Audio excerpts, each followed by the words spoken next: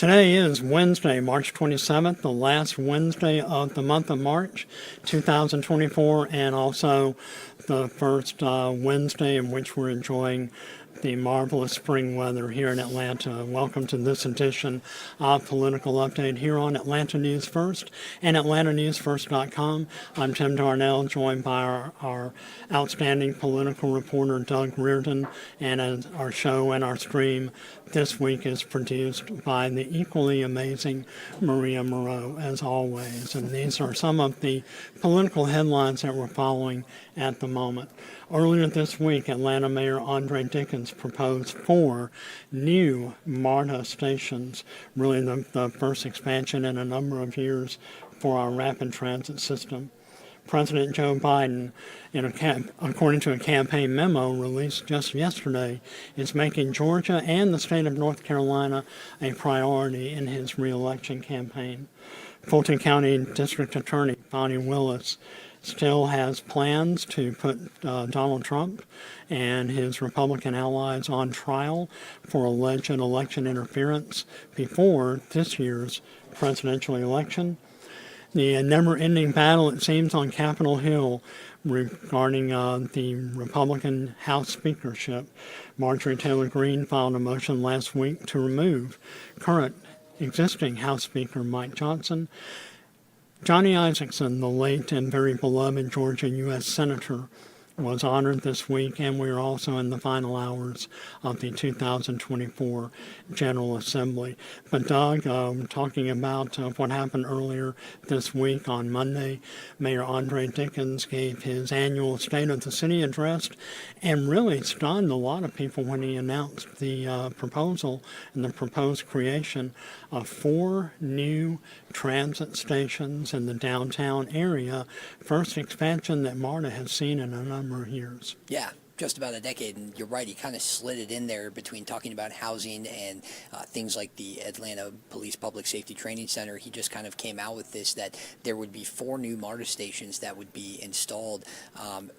We don't really have a timeline for this, but it's a big deal, and it's going to give people a lot of access to the transit system. Atlanta has over 40 miles of rail lines across the city and across Fulton County and beyond, and so this is going to give people obviously more access at 4 different points. And there's something really important about these points too. It's where they're located. The one at Murphy's Crossing, which is over on the southwest side of the city, is going to be the very first MARTA station that is going to, by design, connect to the Beltline, which is, of course, another huge infrastructure project going on here in the city that is meant for mobility, meant for ease and comfort in transit of the residents. And so this is going to be great. People can hop on to the Beltline, get on MARTA, or do it in reverse, go grocery shopping. It'll bring them downtown for sporting events and entertainment. And those other 3 stations, although we don't know the location of them, are going to be what are called infill stations. So they're going to exist between existing stations, giving people who may be just a little bit too far outside of the range of a MARTA station access to be able to go in and get on the rail lines. And so we heard from Mayor Dickens. We also heard from a transit activist. So let's listen in. Let's see. Here's your report from Monday. Our current MARTA rail system is underutilized, in part because we don't have enough stations located where residents need it the most. In his annual State of the City address Monday, Atlanta Mayor Andre Dickens announced a massive step towards fixing that problem. 4 new MARTA stations, all in between existing stops, so riders can have easier access to the city's 40-plus miles of rail lines. If we can allow people to get places easier, that's generally better for everybody. Akash Bhatt is with the transit advocacy group Advance Atlanta. He's also a MARTA rider himself and says new MARTA access points will make it easier for people in every neighborhood to get around, whether it's grocery shopping or going to a sporting event. And so if we can plug that right into the existing high-capacity, high-frequency rail that Atlanta already has, that's a really big deal to help create access and equity in our city. The location of 3 of the new MARTA stations is still not confirmed, but the 4th will be here at Murphy's Crossing on the southwest side. It'll also feature housing and retail. All of those units, people were living in them just as they were.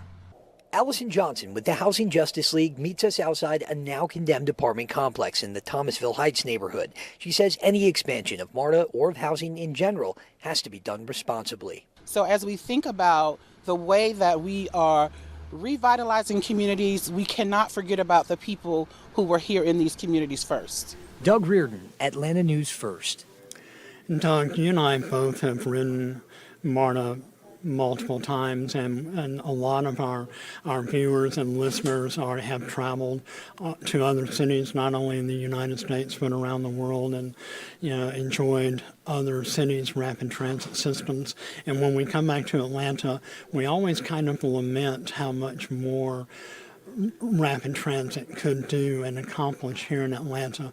Maybe, I don't know, do you think we're going to get to that point one day where we'll actually have a world-class rapid transit system here in Metro Atlanta? It's entirely possible, too. Now, listen, I come from the city of Boston. That's where my home is. And so I feel a little spoiled here, actually, in Atlanta compared to the MTA there. Not the best rapid transit system in the country by any measure. So I think that MARTA is doing all the right things. And, Mayor Dickens has really made this a big focal point of his administration, is providing people ways to get places. He's really shepherded this Beltline project from where it was when he took office just about 2 years ago to where it is now, which is a massive expansion. And so I'm not surprised that he is making this kind of a key mark of his next year going in. Obviously, like we said, he gave it during the State of the City, looking ahead to what will be going on in the next year of his administration. Not surprised. Obviously, his two big things are affordable housing and transit, making sure that people can get around the city. And so a lot of people were very pleased to hear this. It's not going to do anything bad for anyone. It's just going to give people more access. Now, the one thing we don't know is the price tag on these new infill stations. They were not able to provide that during his speech. We reached out to the mayor's office afterwards. There is a MARTA meeting tomorrow, so everyone hang tight. I expect if anyone's interested in learning the number that's tied to these new projects, we might actually get some information on that tomorrow morning. Well, we'll keep an eye out on that, and certainly one of the more exciting developments in the city of Atlanta in recent weeks. Also happening in Atlanta and Georgia as the city and the state continue to dominate the nation's political headlines. You uncovered a memo on Tuesday morning written by the campaign director of the Joe Biden-Kamala Harris reelection committee, where it really highlights Georgia and North Carolina as crucial to the campaign's reelection success. I want to play that package, and then we'll come back and talk a little bit more about it.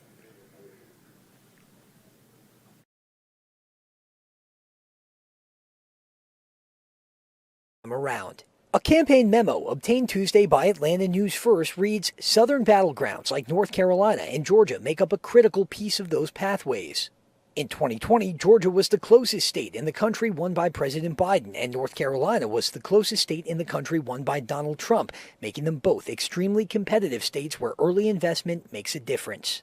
12,000 votes or so out of the entire state is really a coin toss. So I understand why the Democrats are saying we have to win by more than that this time. Georgia State Professor Eric Siegel says the crush has already started. Massive ad buys from the Biden campaign prove they're serious about messaging to Peach State voters. Georgia's going to get a lot of attention, and deservedly so, because it's a swing state, and B, it was unbelievably close last time. And it has a lot of electoral college votes. So for all of those reasons, this is going to be the epicenter, I think. 16 electoral votes are up for grabs here, but the Trump campaign will be making a similarly aggressive push in southern states, too. Just take their recent rally schedule. Both Trump and Biden held their first significant campaign rallies in Georgia on the same day and just miles apart. As always, Fulton County will be a must-win for Biden and is a big focus for the campaign.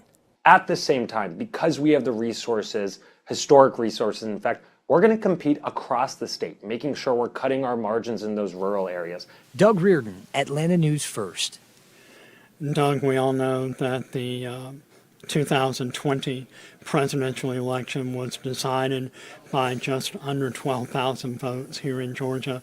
And one of the interesting things that I read in the memo that you published yesterday morning is how President Biden has now visited every battleground state, including Georgia and North Carolina yesterday, right since he delivered his State of the Union address, really taking his campaign directly to the states, like here in Georgia, where 2024 is going to be decided. Right. Well, it's such a different landscape, too, that we have to look at this as a completely new and different election, even though it's the same two men that ran back in 2020. I think we had something about this in there, but Georgia was the state where President Biden won by the slimmest margin, and North Carolina was the state where Donald Trump won by the slimmest margin. So it is no surprise that the Biden campaign is seeing that these are opportunistic states. Lots of electoral points up for grabs, 16 here in Georgia, and so that is also a factor here, is just trying to get to that magic number of 270. So, the differences, I think, this time around are Joe Biden can't count on Fulton County being the biggest piece of his electorate because there is so much else at play here. We know when he was here, let's talk about Israel and Gaza for a second. A lot of people are very unhappy. A lot of people in his own party are very unhappy with how he has handled that. And could that maybe be the big issue that draws votes away from him in the more progressive Fulton County, which went, I think, like 75% for him in 2020. Even during his campaign rally, which was held in Fulton County, right at historic Pullman Yards, there was a protester that interrupted his rally in Georgia the day after his State of the Union speech, protesting about his handling of the Gaza conflict, the still ongoing conflict there. And so that could be a big issue. And Professor Siegel and I talked about that off camera, that that really could be the issue that draws voters away from him and loses him some much needed points in the very important Fulton County and some other blue areas like Macon, Savannah. It really is going to boil down to, I think, a couple of key issues, that being the biggest one. And so they're not taking anything for granted. They just had a $30 million 6-week TV ad buy here in Georgia, the Biden campaign did. So it is that time of the year. Start expecting to see more campaign ads on your TV. But it just goes to show that they are really putting a premium on Georgia in particular, as well as North Carolina, because these are the two battleground southern states that may, as they did in 2020, determine the 2024 election. Undoubtedly. And you mentioned Fulton County, which leads very nicely into another issue that is going to be front and center of the this year's November 2024 election. That is the continuing efforts by Fulton County District Attorney Fani Willis, who insisted this past weekend that she is still planning on placing Donald Trump, the nation's 45th president, on trial before the election on the now famous indictments that he and more than a dozen of his Republican allies allegedly engaged in a criminal-like conspiracy to overturn Georgia's 2020 election. And I believe we have comments from Ms. Willis that she made over the weekend at an Easter celebration event. We're not going to miss or skip a beat because of all the noise or the distraction on one case. We're going to continue to do our work. I don't feel like my reputation needs to be reclaimed. Let's say it for the record. I'm not embarrassed by anything I've done. I guess my greatest crime is I had a relationship with a man, but that's not something that I find embarrassing in any way. And I know that I have not done anything that's illegal.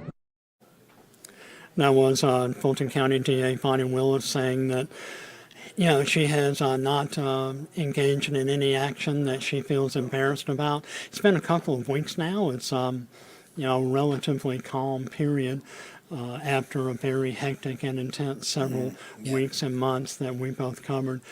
What are we looking for? What's the next step, the anticipated next major milestone in this in her prosecution of the nation's 45th president? I think it is the appeal on the decision to keep her on the case. Obviously, we know just a couple weeks ago there was a big ruling from Judge Scott McAfee in this case over that relationship between the DA and her top prosecutor on this case, Nathan Wade. He decided to keep Willis on this case, deciding she had not done anything that warranted her removal from it.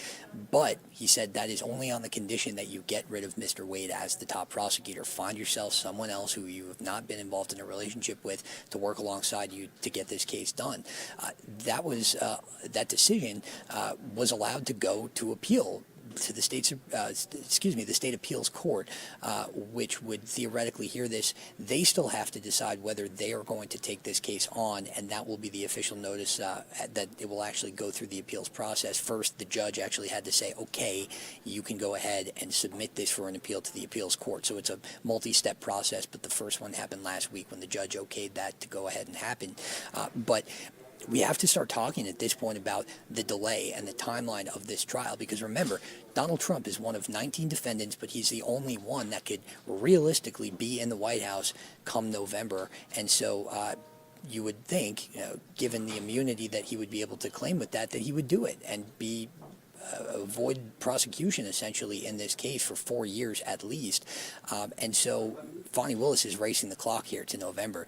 She wanted to get it done before August, but this appeals process on the decision to keep her on the case could kick this back for weeks, if not even months. We saw how long this all took to play out, weeks of testimony. I think the motion was filed on January 8th, those original allegations, and here we are all this time later still sussing this all out. So the delay here really could put a damper on the ability for Fani Willis to put Donald Trump on trial. Everybody else could move forward. They will not have the same immunity he has if he wins the White House in November.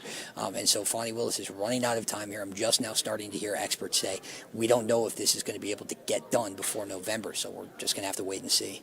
We will wait and see. And also one of Donald Trump's most ardent supporters, Georgia Congresswoman Marjorie Taylor Greene, last week introduced a motion on the floor of the U.S. House of Representatives to remove House Speaker Mike Johnson, yet another indication of some of the growing fissures within the U.S. House of Representatives on the Republican side. She has said right after she issued her motion, she mentioned to a gaggle of reporters on Capitol Hill that this is just more of a warning to congressional Republican leadership that they really need to be more conservative in the issues that they press forward on. And speaking also of one of the more beloved Republican figures in our state, the late U.S. Senator Johnny Isakson, who passed away a couple of years ago, well known as a bridge builder and a consensus builder on Capitol Hill, and one of the most popular elected officials in recent Georgia memory, was recently honored by the Veterans Administration here in Atlanta, and our own Asia Wilson has this report. Senators, congressmen and women, and the Veteran Affairs Secretary all spoke at today's event to honor the late senator who dedicated his life and service to veterans and their military families. Isakson's family members were able to finally cut the ribbon to Isakson's VA Atlanta regional office. Officials say it's the first regional office in the VA to be renamed. In the hallways, you will now see images of Isakson's and the timeline of his life. Isakson served the state in the U.S. Senate from 2005 to 2019 and served as the chairman of the Senate Veterans Affairs Committee from 2015 to 2019. For years, he advocated for the nation's veterans and service members. He worked to improve veteran access to health care. He was diagnosed with Parkinson's in 2015 and resigned at the end of 2019. He died in December of 2021, but leaders and loved ones say now they will continue to carry on his legacy. Thank you all for having us. Thank you all for being here. It's a little overwhelming to see this much attention, but obviously a big honor seeing Dad's name on the building. It's not only a great honor for us to have his dad's name on the regional office, it is a great responsibility. And so we have to live up to the vision of VA that Senator Johnny Isakson dedicated his service to, which is an accessible, responsive veteran center.